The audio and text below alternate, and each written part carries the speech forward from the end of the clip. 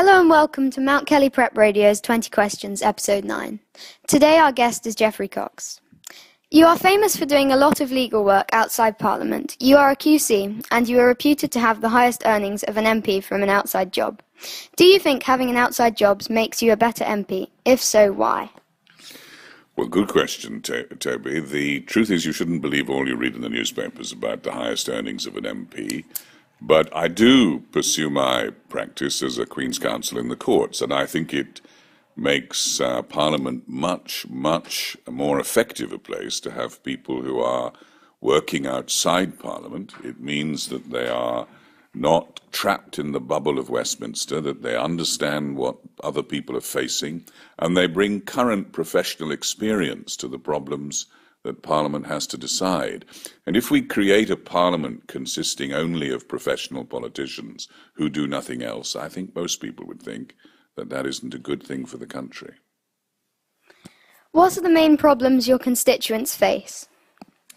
Well, we have a huge rural area here. My constituency goes from south of Tavistock, so where we're sitting here today in this beautiful school, it goes some 10 miles south towards Plymouth and then 40 miles north up to the north coast of Devon. And it goes all along the north coast of Devon, including lovely places like Clovelly and Hartland. And so most of the problems that my constituents face are those associated with living in rural areas, often very distant from major towns, without communications, without railways, poor broadband, relying often on rural occupations like farming, and so they face a whole range of those kinds of difficulties. The delivery of services to them in small villages, whether it be health services or small schools which are closing. These are the kinds of problems that every rural area has to face, and we have them just the same. What do you think politicians can do to engage the younger generation? Well, I hope that today we're going some way to engage the younger generation. I think, I'm not in favor of gimmicks and gestures, because I think a lot of the answers that politicians give to that question are often really just claptrap and kowtowing to a lot of politically correct nonsense. The thing that most engages a young person is the thing that most engages anybody, and that is, it would be a wonderful thing if politicians actually said what they meant and were honest. That will engage people. How do you think the outcome of the US election will affect UK-US relations? Well, that's a good question, and it remains to be seen. Whenever a politician says that's a good question, what he means is he's not sure about the answer. It's not clear, is it? If Mr. Trump starts to conduct himself as one would expect of the President of the United States, and to be fair, he's shown some signs of doing so, that the campaign that he ran was really not going to reflect the way in which he conducts himself in office, I think we'll have a good relationship. But we must try to have a good relationship however he conducts himself, because the relationship between Britain and the United States is one of the most important in the world and for the world. What is your weekly routine? Well, I tend to go up. I live not far from here, and I go up to London either on Sunday evenings or Monday mornings. And I go into Parliament for Monday, and we stay in Parliament on a Monday until about 10 or 11 at night. Parliament doesn't rise on Monday night and on Mondays until about 10:30 or 11 o'clock.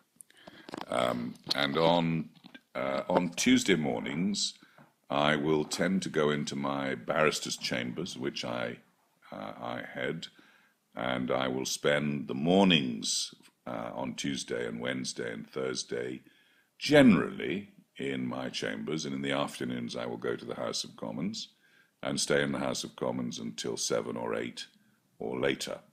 And that is the general routine, but of course it can change. If I'm going to ask a question in Parliament In the mornings, I'll go in the morning and then go to my chambers for a couple of hours and then come back to Parliament. So that's broadly the way it works.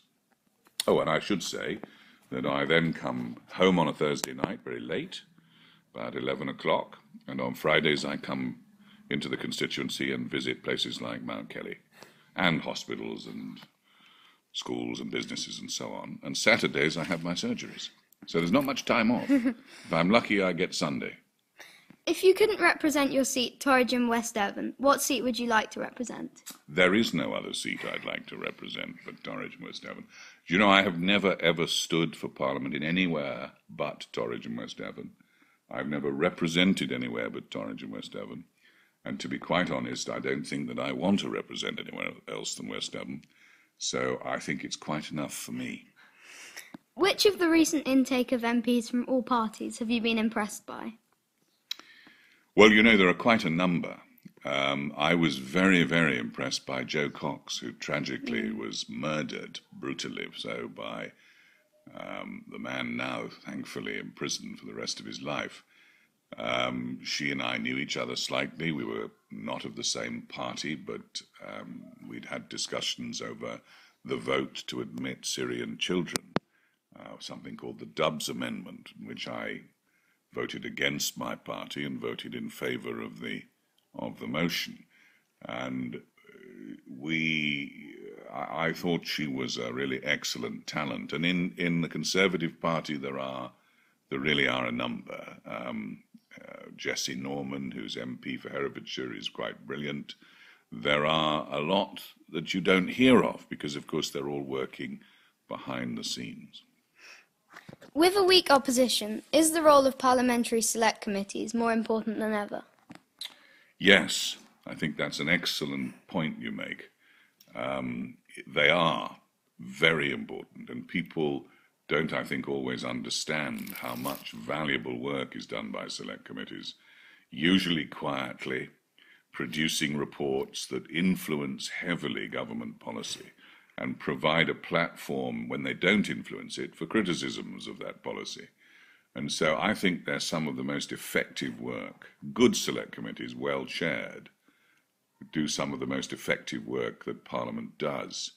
Badly chaired select committees can sometimes be the opposite of helpful, and that has been the case in some recent cases where there was a lot of grandstanding and showing off by chairmen. What you shouldn't do as a select committee is bring people in merely to torture them in cross-examination as a kind of public sport. And that has been going on a little too often lately. Do you admire any people who are or were in Parliament? Do I admire any who are or were in Parliament? Yes. How far do we go when we say or were? I admire many who were in Parliament.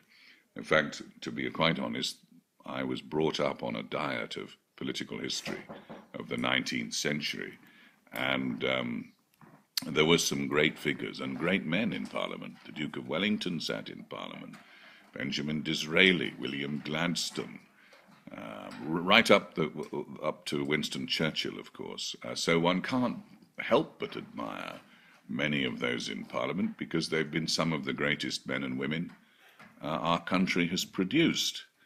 For those who are in Parliament, yes, I do. I admire very much Frank Field, who is a Labour Party member and has got a tremendous record of integrity and political honesty in relation to the issues that he discusses. I admire numerous members of my own party. I've already mentioned one, Jessie Norman, who not many know. But on the front bench, I'm a great admirer of people like Philip Hammond and, of course, the Prime Minister. You are a former... I have to say that. You are a former Met House parent. What are your memories of this time? My memories are all good of Mount House, actually. It's a wonderful place, and I'm sure it's just as good, if not even better now it's Mount Kelly. We used to come here for Sunday services, almost every Sunday, when in those days there was... don't know if it's not now, but the school had 7-day boarding, and indeed it was the majority here were 7-day boarders. So I would come on a Sunday, attend the service here in the hall, and we would then take our son out for Sunday lunch and the day. So I have very happy memories of excellent headmasters, and it prepared my two boys very well indeed. Now on to our 10 set questions, which we ask everybody who joins us on 20 questions. What is your favourite piece of music? My favourite piece of music? I wish I'd known about that question before. I think probably my favourite piece of, well, my favourite classical piece of music is probably Vaughan Williams' theme, Fantasia on a Theme by Thomas Tallis. And my favourite modern piece of music is, believe it or not, probably a little song by Bruce Springsteen. And it's one of his melodies. It's not really one of his more aggressive and drum beating ones, but it's a quiet melody which is about marriage. Now, I can't even remember the name of it now, but I could hum it, but badly, and I don't propose to do that. If you could invite 3 people, dead or alive, to a dinner party, who would you choose and why? I would choose, they'd probably all be dead, I have to say, but if I rack my brains, I'm pretty confident I could come up with somebody who was alive. But immediately my thoughts, because I've always wanted to meet them, would be D.H. Lawrence, because I'm an enormous admirer of some of his novels and his artistic output. If I could assemble them together for a dinner party, I would say T.S. Eliot and Frank Raymond Leavis, who we will never have heard of, but was a very famous literary critic in the middle of the 20th century. They're all literary. Frank Leavis, D.H. Lawrence, and T.S. Eliot. What is your favourite piece of literature and why? I have so many, Toby. That's a real tough one. My favourite piece of literature, the one I most return to, probably. Can I get to just say an author rather than one poem? Well, then I think probably at the moment it changes. As you get older, you change. I mean, when I was younger, I used to recite T.S. Eliot's poetry a lot. But now I think Yeats, William Yeats, and of course the great dominant feature in anybody who's educated literary wise is Shakespeare, and I still read and revisit him a lot. Where is your favourite place and why? My favourite place is a little valley about 3 miles north of here, where I live, which is Willistrue, and there's been a house the house on my site is mentioned in the Doomsday Book, and you look out across the Tamar Valley towards Cornwall, which is exactly the way that it's good to be, in Devon and looking out towards Cornwall. But it's beautiful, both counties. What is your favourite piece of art and why? This is another good one. I very much admire Cézanne. And so almost anything by Cézanne, but there is a series of paintings of his wife which are extremely beautiful, which I admire most about his output, his work. What is the best piece of advice you have ever been given? The best piece of advice I was ever given is don't go into the church. If you weren't an MP, what do you think you would be? Well, I am. I'm a lawyer. I'm a barrister. I'm a Queen's Counsel now, which is a senior barrister. And one of the greatest thrills that I have is to find the words and articulate the thoughts of people who find it difficult to express them themselves. This is one of the enormous privileges of an advocate, whether it be in court or whether it be in Parliament. If you can find the right words, you can liberate and release the frustration and the aspiration and the anxiety of the people you're representing. It's about giving them a voice. And so I would be an advocate in the courts, which is what I am. I have the enormous privilege of being exactly what I always wanted to be. The only thing that I have not been that I would like to have been is a poet. But I'm not good enough. What do you think your greatest achievement has been? My greatest achievement has been 35 years of marriage. Well, it's really my wife's achievement, not mine, but I suppose I have credit for some of it, and having 3 wonderful, intelligent, compassionate, and decent human beings as children. What do you love doing the most? I should say talking to you, Debbie, shouldn't I? But what I love doing the most is representing people, trying to do my best to represent them, and that applies to court as well as I was saying before, as well as my job in Parliament. I get an enormous thrill from finding a voice for people who haven't got one or want to have one but don't know quite how to express it. And finally, do you have a hobby or secret talent? Well, I have a hobby, but I do write poetry and I do try to write.